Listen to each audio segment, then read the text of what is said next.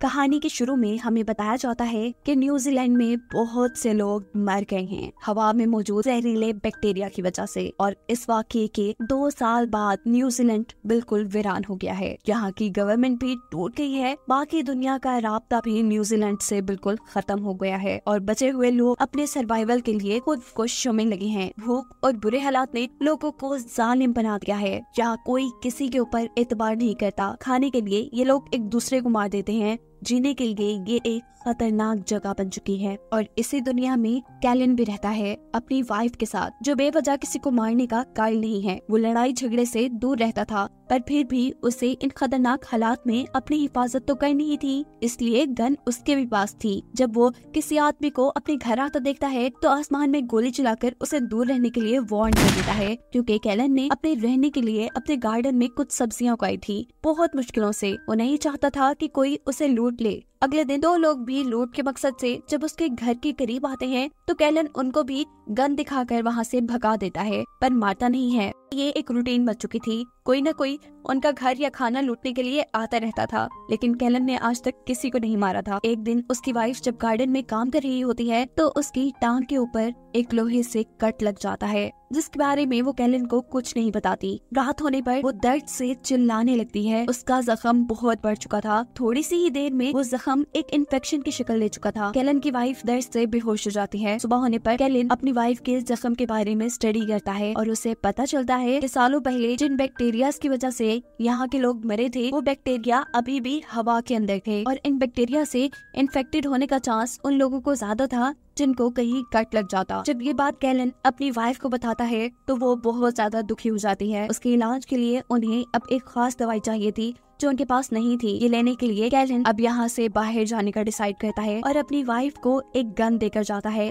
जिसमें 5 गोलियां थी। वो उसे कहता है कि ये तुम अपनी हिफाजत के लिए अपने पास रखना, बिला वजह इसे ना चलाना, और अगर खतरा महसूस हो तो तुम इसे चलाकर किसी को भी मार सकती हो। अब जैसे हमें पहले पता है कि यहाँ पर तो लोग चलते फिरते इंसान को मार देते थे, इसीलिए कैलन के पास से कोई भी गुजरता तो वो उन्हें कह देता कि वो कोई लड़ाई नहीं चाहता। लेकिन फिर भी कुछ लोग तो बहुत ही पागल हो चुके थे और ये अब लोगों को मारने में मजा आने लगा था। ऐसे लोगों को देखकर कैलन को रास्ता भी बदलना पड़ता है। फाइनली वो एक छोटे से घर के सामने पहुंच जाता है। दरवाजा नॉक करने पर जब अंदर से कोई आवाज नहीं आती तो अंदर जाकर वो घर को चेक करता है। वहाँ बहुत सा सामान रखा था और काफी ज्यादा वेपन्स भी। अचानक पीछे से कोई आदमी आकर उसके ऊपर गन दान लेता है। ये बूढ़ा आदमी उसे मारने ही वाला था, पर कैलन उसे समझाता है कि रुके, मैं आपको नुकसान नहीं पहुंचाने आया। मेरी वाइफ बहुत ज्यादा बीमार है और मुझे एक दवा की जरूरत है, मैं सिर्फ उसी की तलाश में यहाँ आया हूँ। उनकी इन्हीं बातों के दौरान यहाँ पर हमला हो जाता है। समर शाम का ये बूढ़ा आदमी कैलन को अपनी मदद करने के लिए कहता है। बाहर जो लोग हमला कर रहे थे, पहले उन्होंने घर के अंदर आग फेंकी थी और अब वो लगातार इस घर पर गोलियां चला रहे थे। समर बहुत ही बहादुरी से इन सभी लोगों का अकेले मुकाबला करते हुए कैलन से कहता है कि जल्दी से तुम आग बुझाओ। हमला करने वाले लोग कुछ ही देर में वहाँ से चले जाते हैं और समर्स अब कैलन से कहता है कि मैंने यहाँ पर अपने काफी दुश्मन बना लिए हैं, तुम एक हफ्ता मेरे साथ रुको, इन लोगों का मुकाबला करने में मेरी मदद करो और तुम जो दवाई चाहते हो वो मैं तुम्हें दे दूंगा, वो मेरे पास है। कैलन जो कि ये बात जानता था कि दवाई उसे कहीं और जाकर आसानी से नहीं मिलेगी, उसे ना चाहते हुए भी समर की बात माननी पड़ती है। समर बताता है कि मैंने इस घर के इर्द गिर्द काफी ट्रैप्स लगाए हैं। कुछ लोग हमला करने के लिए आते हैं और उन ट्रैप्स में फंस जाते हैं। मैं उन्हें मार देता हूँ, लेकिन अभी भी इस जगह को बहुत ध्यान देने की जरूरत है। कैलन जो कि पहले एक इंजीनियर था, वो समर के घर की बहुत सी चीजें ठीक करता है, बहुत से इलेक्ट्रिक ट्रैप लगाता है वहाँ। दूसरी तरफ हम कैलन की वाइफ को देखते हैं जो आहिस्ता आहिस्ता काफी कमजोर हो रही थी। इसी टाइम उसे महसूस होता है कि कोई उसके घर में घुसने की कोशिश कर रहा है। वो बड़ी ही होशियारी दिखाते हुए चुप कर इस आदमी के ऊपर लकड़ी से हमला करती है और वो बेहोश हो जाता है। वो इस आदमी को अपनी गन से मारना चाहती थी, लेकिन उसके अंदर इतनी हिम्मत नहीं थी। वो एक ट्रॉली में डालकर इस आदमी को अपने घर से दूर फेंकाती है। जबकि दूसरी तरफ हम देखते हैं कि समर और कैलन अभी भी अपने घर का डिफेंस सिस्टम अच्छा करने के लिए काम कर रहे थे और रात में समर उन्हें बताता है कि कोई उनके ऊपर हमला करने अब आएगा। कैलन को ये सुनकर गुस्सा आता है कि समर पहले उसे ये बात नहीं बता सकता था, उसने इस हमले के लिए ज्यादा तैयारी भी नहीं की थी। बातों ही बातों में उनकी बहुत लड़ाई हो जाती है। कैलन उसे मारने पर तुलाता है, लेकिन समर जानता था कि कैलन कभी ऐसा नहीं करेगा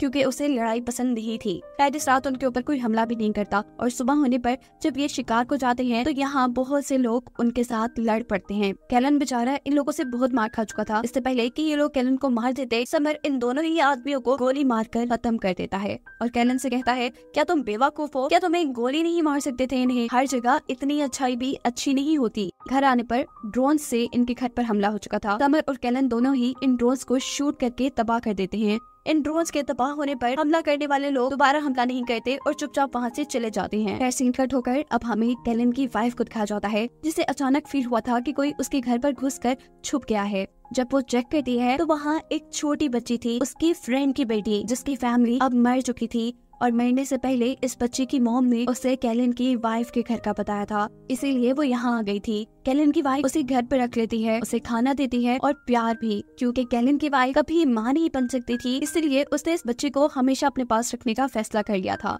सीन कट होकर हमें एक डॉन लेडी को दिखाया जाता है। इसने बहुत से बुरे लोगों को अपने साथ मिलाया हुआ था। ये ग्रुप मासूम लोगों को लूटता और उनकी चीजों पे अय्याशी करता था। यहाँ कैलन जो अभी तक समर के घर पे है, उसे समर की बेसमेंट से कुछ आवाजें आती हैं। वो बिना कुछ सोचे समझे गोली चलाने लगता है तो समर उसे आकर रोक देता है, क्योंकि वो जानता था कि उसकी बेसमेंट में एक बच्चा है जो लोगों से बहुत ज्यादा डरता था, इसीलिए वो काफी दिनों से बेसमेंट में ही छुपा हुआ था। इसे समर एक गुंडे से बचा कर लेकर आया था और इसी वजह से वो गुंडे समर के दुश्मन बन गए थे। समर के एक दुश्मन थोड़ी ना थे, उसके तो कई दुश्मन थे।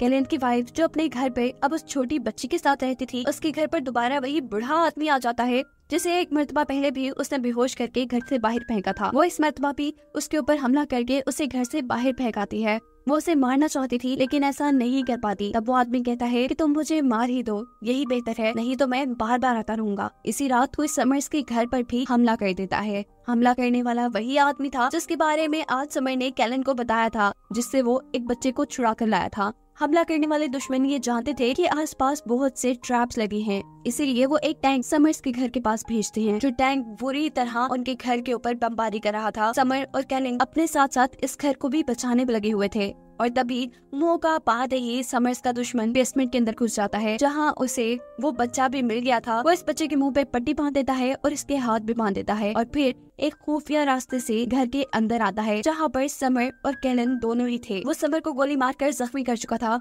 और इससे पहले कि वो कैलन को भी मारता, कैलन और वो आदमी एक दूसरे को ही देखकर शॉक हो जाते हैं। हमें पता चला है कि कैलन इस बुरे आदमी का बेटा है। ये बुरा आदमी कैलन को भी अपने ही जैसा गुंडा बनाना चाहता था, लेकिन जब कैलन ने अमन की जिंदगी चुनी तो इस आदमी ने अपने बेटे यानी कैलन को छोड़ दिया और जिस बच्चे के पीछे वो पड़ा था, कैलन के डैड अब उसे अपना बेटा बनाना चाहते थे। ना सिर्फ ये, बल्कि वो तो उसे बिल्कुल अपने जैसा गुंडा भी बनाना चाहते थे।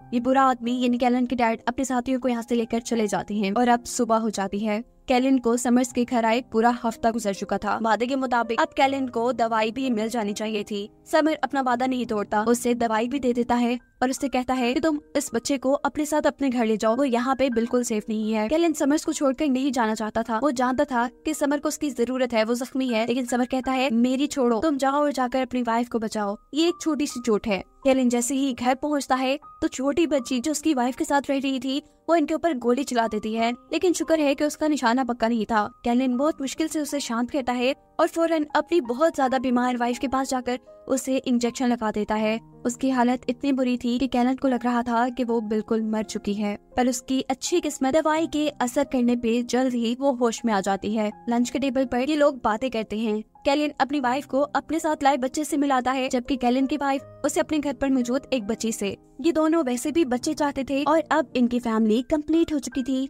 लेकिन कैलन अभी भी थोड़ा उदास था क्योंकि वो जानता था कि समर्स को उसकी जरूरत है। वो जख्मी है और जरूर उसके दुश्मन उस पे हमला करने आएंगे। वो उसकी मदद के लिए वहाँ जाता है और इस मर्तबा समर्स की अपनी बेटी अपने गुंडों के साथ उसके ऊपर हमला करने के लिए आती है। ये लड़की और कोई नहीं बल्कि मूवी में पहले दिखाई जाने वाली डॉन लेडी ही है।